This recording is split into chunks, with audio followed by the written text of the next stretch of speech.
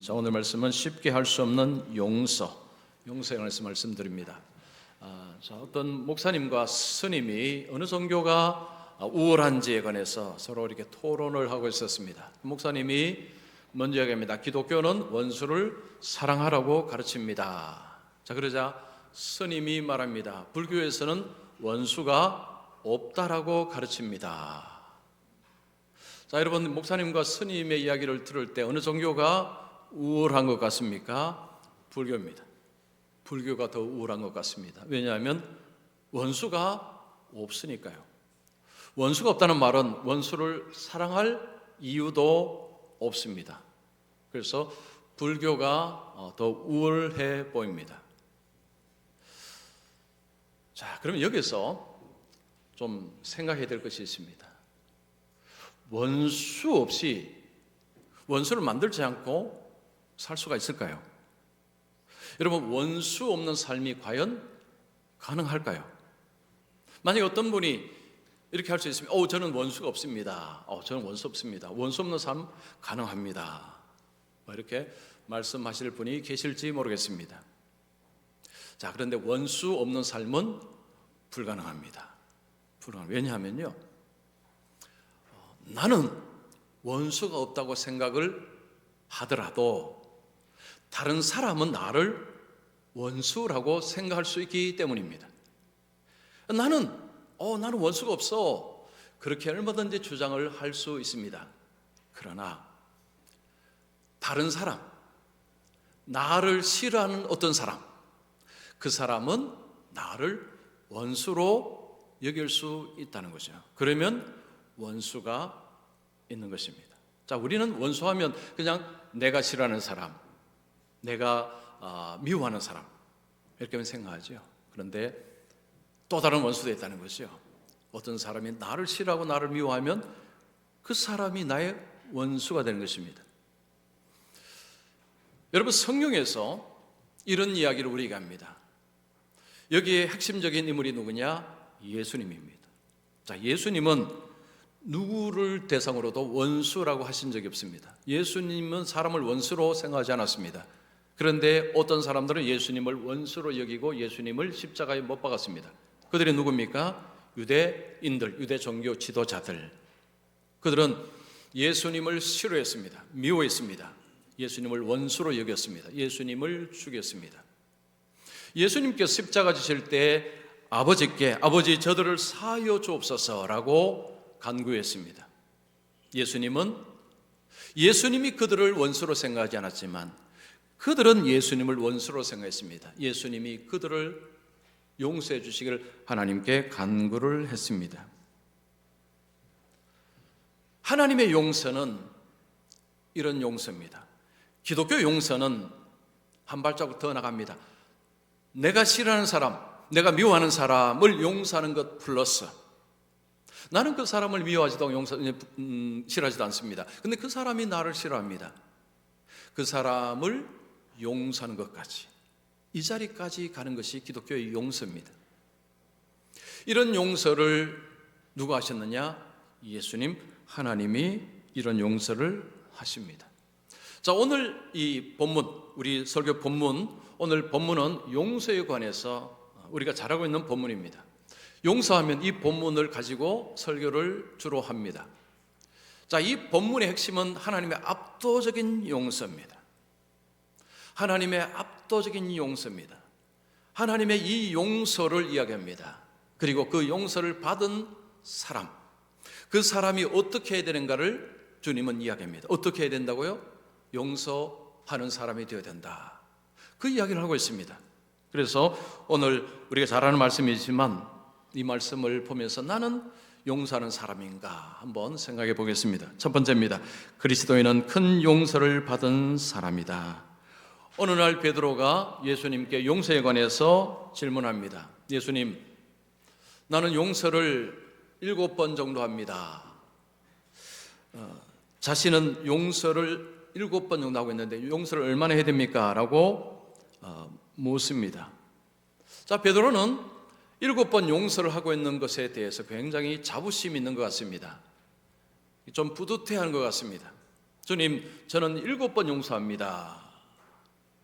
이렇게 이야기했는데 그 당시에 랍비들은 3번 정도 용서하면 된다라고 가르쳤습니다. 보통 사람들은 3번 용서입니다. 그런데 베드로는 7번 용서를 이야기합니다. 2배 이상입니다. 그래서 베드로는 예수님께 이야기를 하면서 예수님의 칭찬을 받을 것으로 예상을 했을 것 같습니다. 그래서 예수님이 이야, 너 역시 내 수제자 맞구나. 그래, 그래야지. 보통 3번인데 너는 그 2배 이상 하니까 정말 잘한다. 그렇게 하거라 라고 하시지 않았습니다.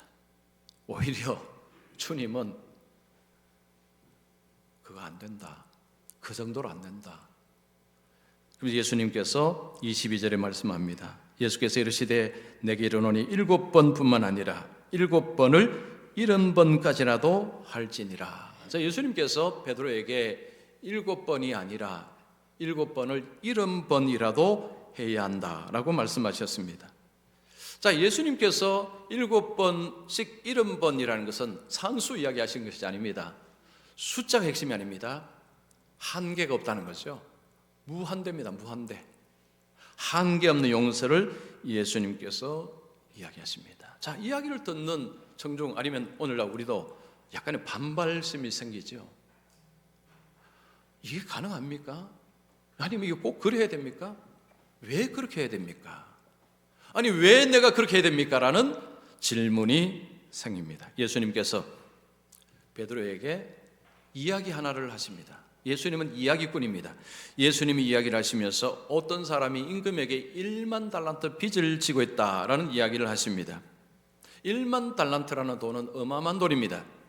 1달란트는 6,600데나리온입니다.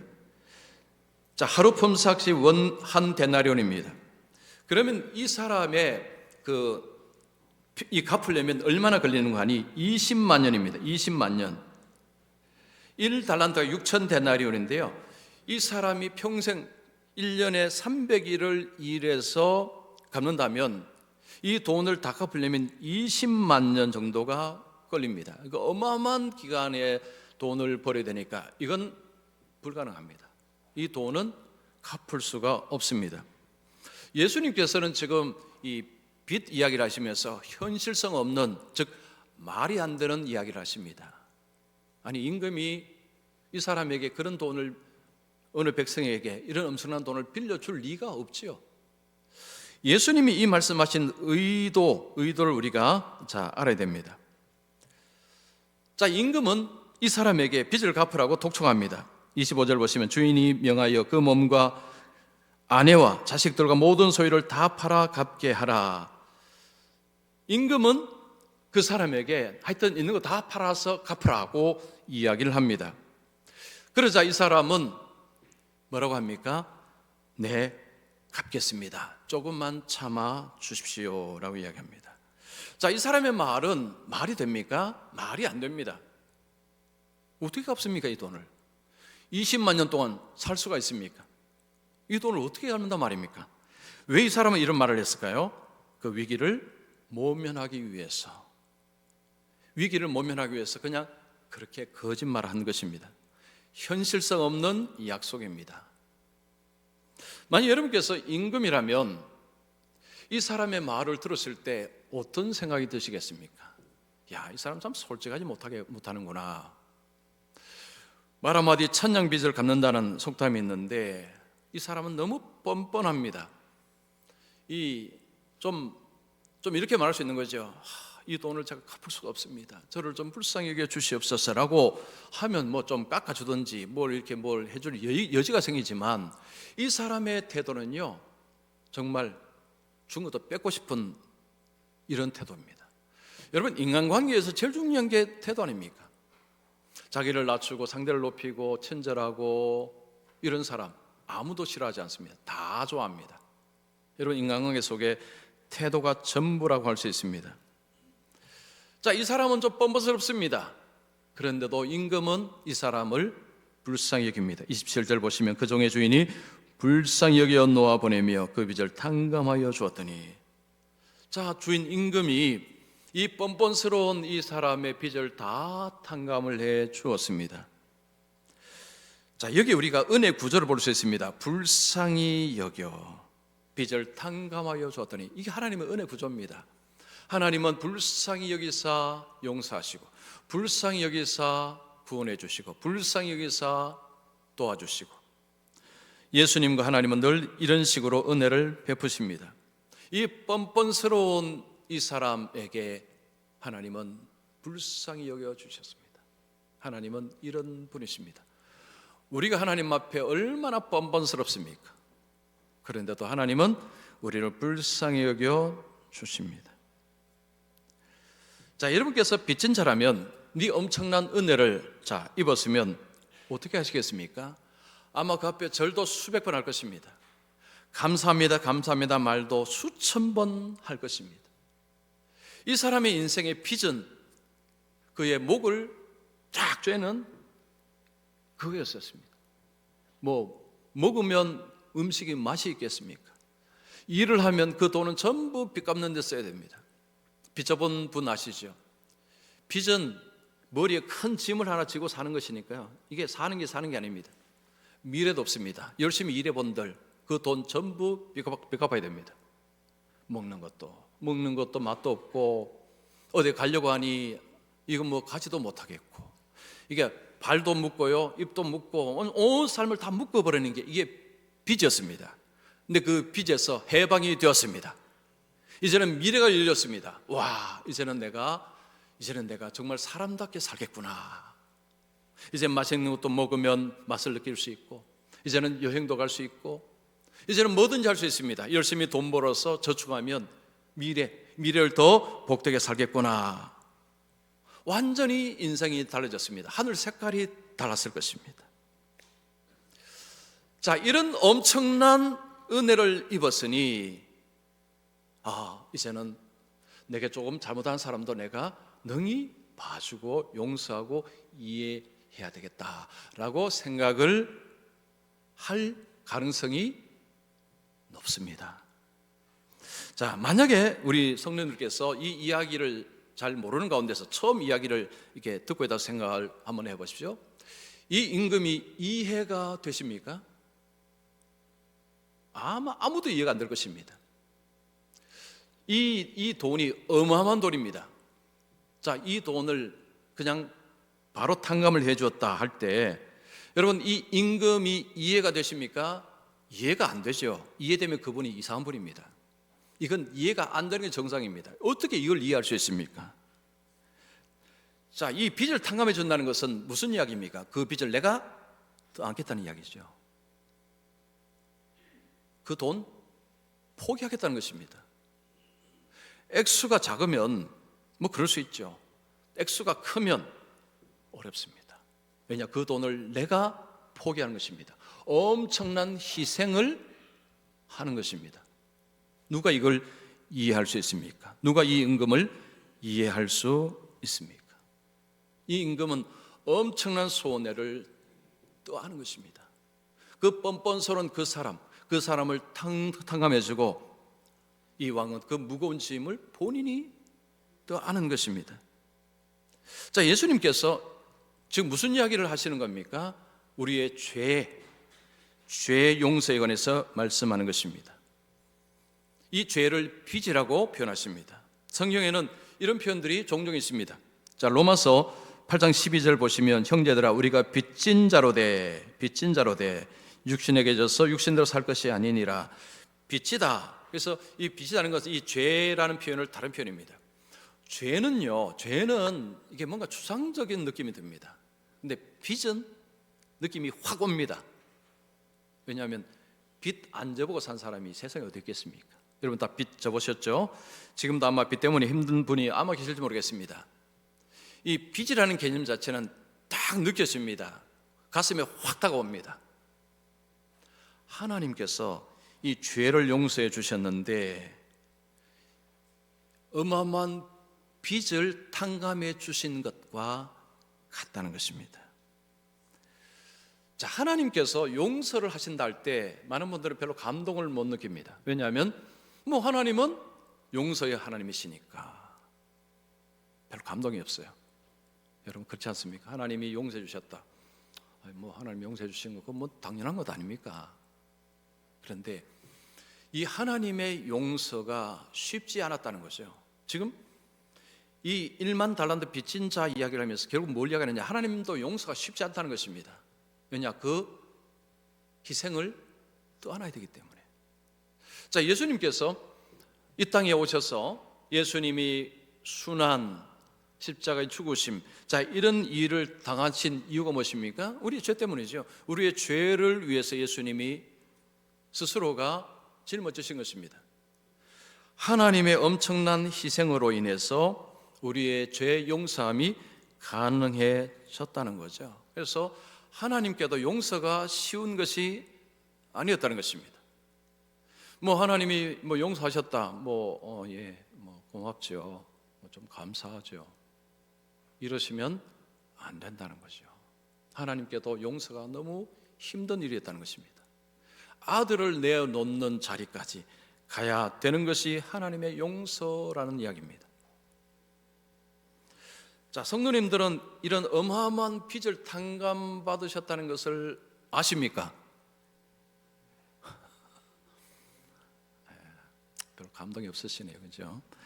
자, 하나님이 제 용서가 이런 엄청난 빚을 탕감해 주는 것이라는 것을 이해를 하신다면 어떻게 사셔야 될까요? 삶은 딱 정해져 있습니다. 자, 두 번째입니다.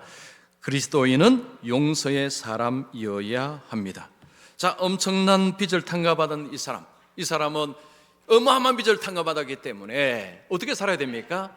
이제는 자기에게 좀 뭔가 잘못한 사람이 있으면 바로 용서를 해주는 사람이 되어야 됩니다. 그런데 예수님은 이 사람은 변한 것이 하나도 없다고 이야기합니다. 전혀 변하지 않았다고 이야기합니다. 어떤 모습이었습니까? 자, 탕감받고 나옵니다. 같은 직장 동료를 만납니다. 그 직장 동료가 이 사람에게 100데나리온을 빚진 사람이었습니다. 서로 잘 압니다. 서로 처지도 잘 압니다. 자, 그러면 어떻게 해야 됩니까? 그 100데나리온을 빚진 사람을 만났을 때 그 빚 안 갚아도 됩니다. 안 갚아도 괜찮습니다. 내가 엄청난 은혜를 입었기에 그 빚 갚지 마십시오. 괜찮습니다. 이렇게 해야 합니다. 근데 이 사람은 그렇게 하지 않았습니다. 목을 꽉 잡았습니다. 목을 잡고는 빨리 빚 갚아. 빚 갚으라 얘기합니다. 이 목 잡는다는 게 그냥 요거 잡는 게 아니고 목을 꽉 잡는 거랍니다. 이게 숨 막히게 하는 거죠. 빨리 빚 갚아라고 협박을 합니다.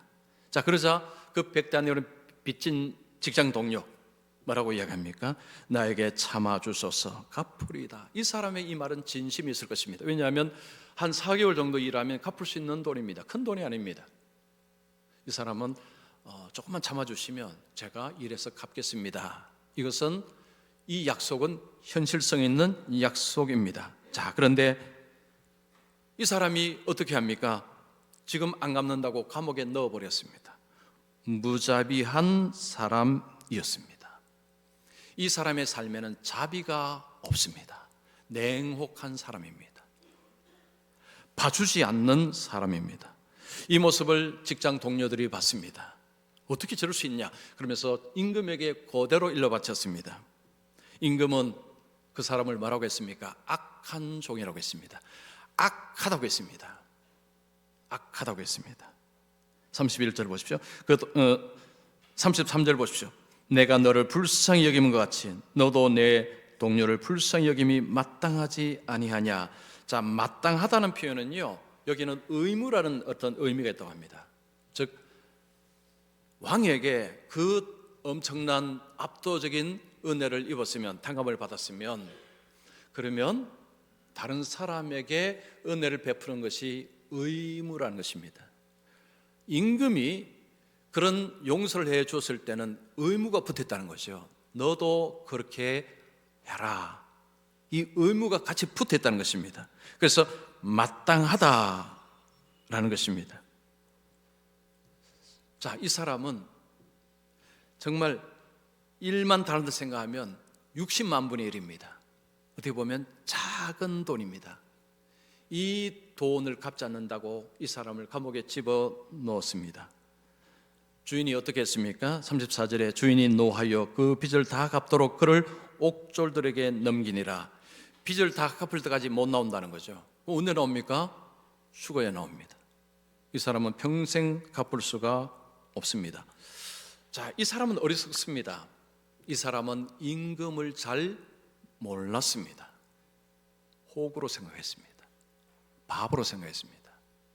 그런 엄청난 은혜를 베푸니까 그냥 좀 쉽게 생각했습니다. 많은 사람들이 하나님을 쉽게 생각합니다. 호구로 생각하는 분도 있습니다. 하나님을 만만하게 생각합니다. 이 사람처럼 임금은 그를 감옥에 집어넣었습니다. 35절에 이렇게 말하죠. 너희가 각각 마음으로부터 형제를 용서하지 아니하면 나의 하늘 아버지께서도 너희에게 이와 같이 하시리라. 이 비슷한 말씀을 예수님이 주기도문 가르치실 때도 하셨습니다. 우리 같이 한번 읽어보겠습니다. 마태복음 6장 15절입니다. 같이 읽습니다. 시작. 너희가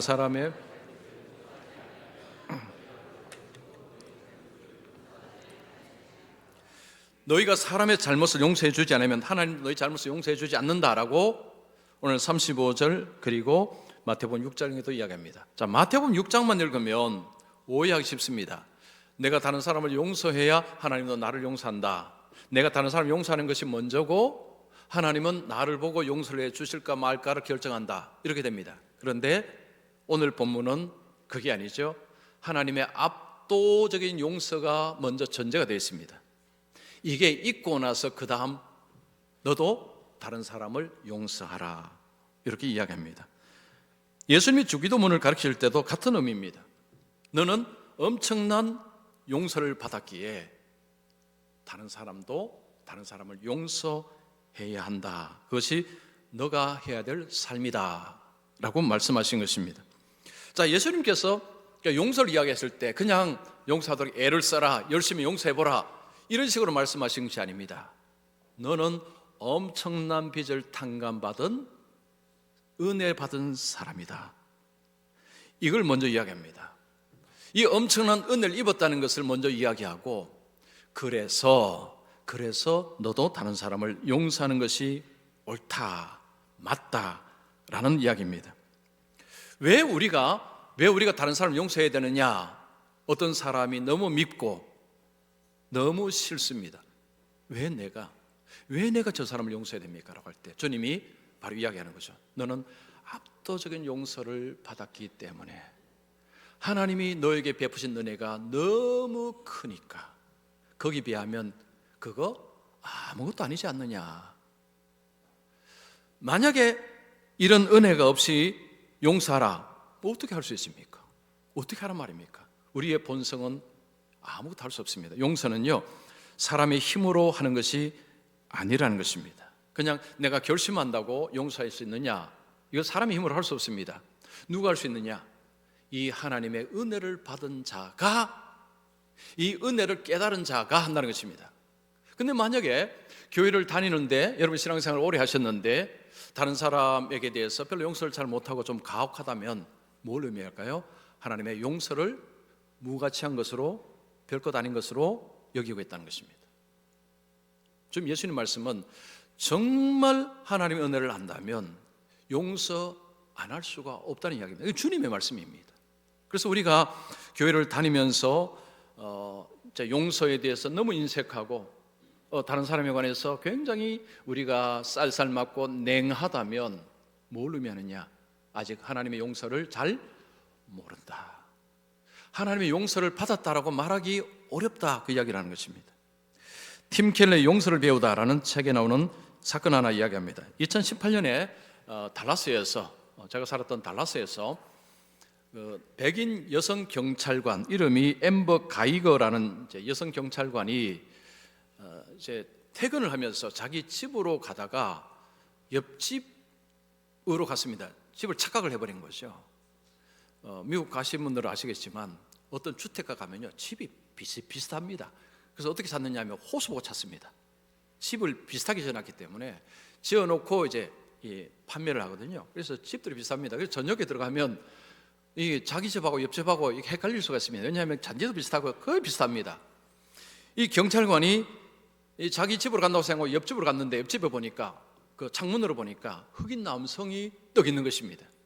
강도로 생각했습니다. 그래서 또 미국 경찰관은 또 총을 들고 있지 않습니까? 총으로 그 흑인을 향해서 쏴버렸습니다. 그 흑인은요, 텔레비전 보고 있다가 갑자기 총 맞아 죽은 것입니다. 이 경찰관은 10년형의 징역형을 선고받았습니다. 자, 옆집 사람 이름은 보텀 진이라는 흑인 남성이었습니다. 이 보텀 진이라는 동생이 브렌트 진이라는 여동생이 있었는데, 이 여동생이 그 10년 전 이제 징역을 이 경찰관이 선고받는 날 그 자리에 가서 그 경찰관을 끌어안고 당신을 용서합니다라고 용서를 선언했습니다. 자, 이것이 이제 신문에 보도가 되었는데, 형집행행정연구소라는 곳에서 이 그 피해자의 여동생에게 용감한 도덕인상 뭐 이런 상도 했답니다. 이런 상을 이제 주었습니다. 그런데 이 용서에 관해서 잘못되었다라고 하는 사람들이 있었습니다. 흑인이 백인을 공개적으로 용서하면 결국 백인의 지배권만 공고해진다라는 주장을 흑인들이 하기 시작했습니다. 또 어떤 사람은 흑인의 비참한 죽음을 3·8로 둔갑시키는 것은 정의가 아니다. 그러니까 이 피해자의 여동생, 이것도 이제 흑인이죠.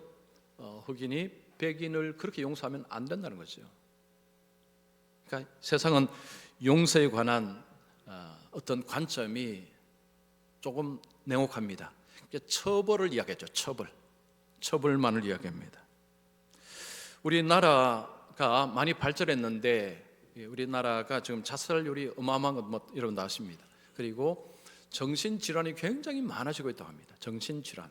그래서 제가 어떤 신문에 보니까 왜 이렇게 되었는가 하니 어떤 전문가가 이런 이야기합니다. 우리 사회가 용서가 없는 사회입니다. 용서가 없는 사회랍니다.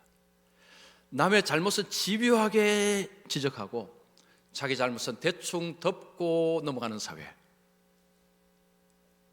용서가 없는 사회, 냉혹한 사회라는 거죠. 그래서 희망이 보이지 않는다는 것입니다. 여러분, 용서는 사람이 애쓴다고 할 수 있는 것이 아닙니다. 우리의 성향과 너무 안 맞습니다.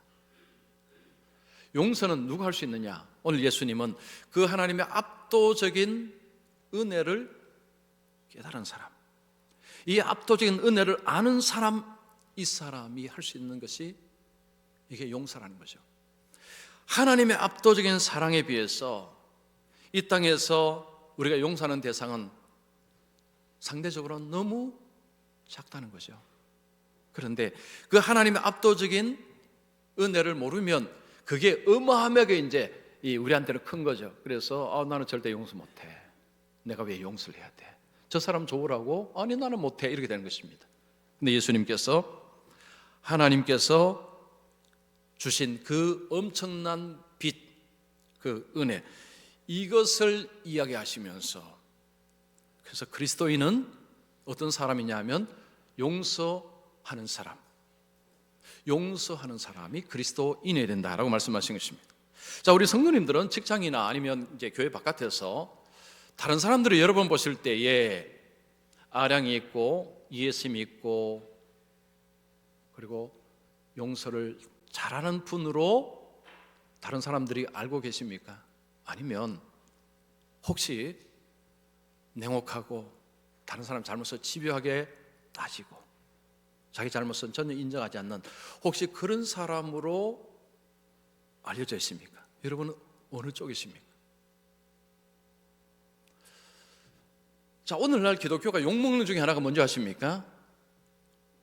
전혀 그리스도인답지 않다라는 이야기입니다.